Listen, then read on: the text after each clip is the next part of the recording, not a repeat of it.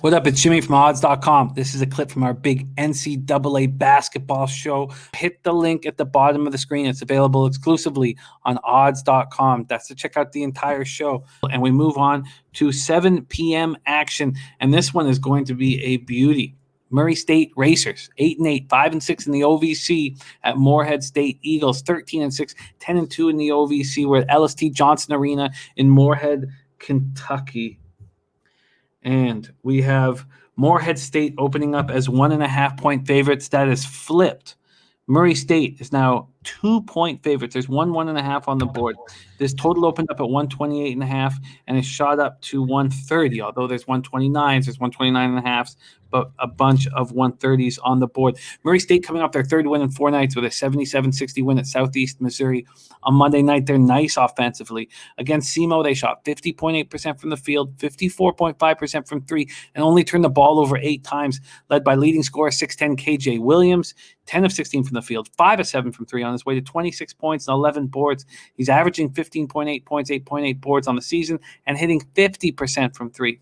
They average 78.5 points per game. They get nice distribution with 17.7 assists. They hit 50.9% from the field, 35.4% from three, and 67.1% from the foul line.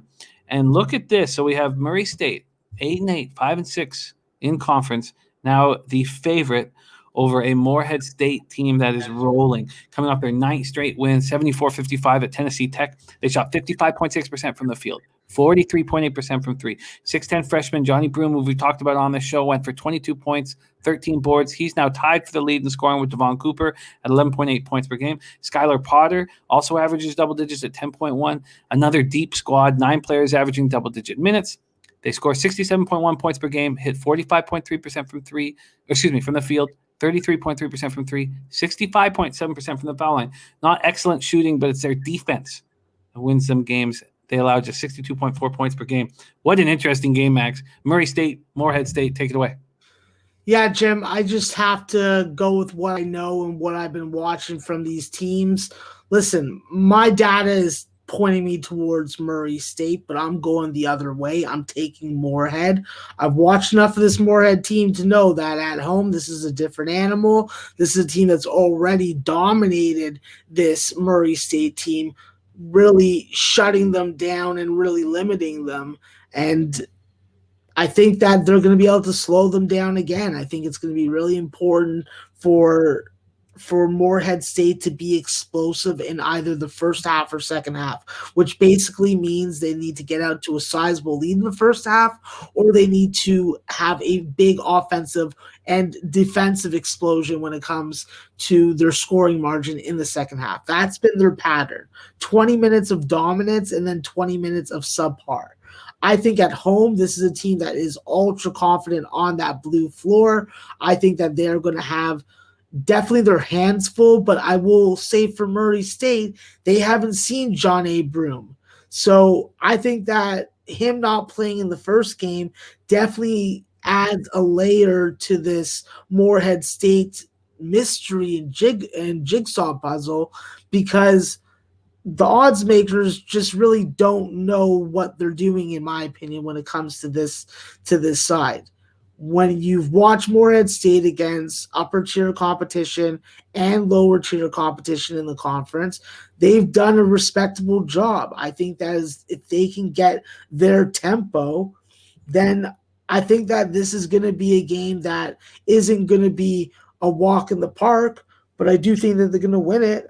So when I look at Morehead, they just need to shorten this game. They need to have a low point per possession. 3-point defense is always critical for them. You struggle to put more than 5 or 6 3-pointers against them in a game, then you're playing Morehead's game. And with Morehead, the one thing that I notice when I watch their games is that sometimes they get emotional and it turns into a foul fest. And that's just something you have to avoid in this game.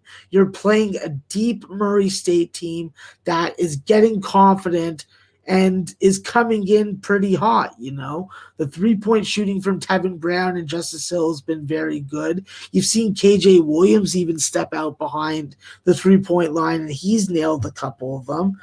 I think that holding your own on the glass versus KJ and Damon Robinson and Devin Gilmore, that's going to be critical. If you can't do that, then Murray State's going to get those extra possessions. They're going to still work the clock similar to the way that you're going to work the clock in the half court.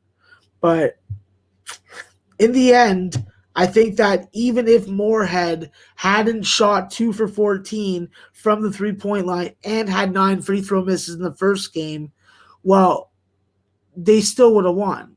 So I think that even if you get subpar performances in these areas that I usually value quite heavily, this Morehead team still has the intangibles to win this game. And I'll take the better number, no problem. So give me Morehead +2 or better, or whatever you can get me. Well, you have options here. You have +2 at -110, +1.5 at +100, and money line +115. No, +2, please. +2 at -110 for Max on Morehead State. That's available at Circa Sports. And let me just make sure that can't be beaten here very, very quick. And it can't.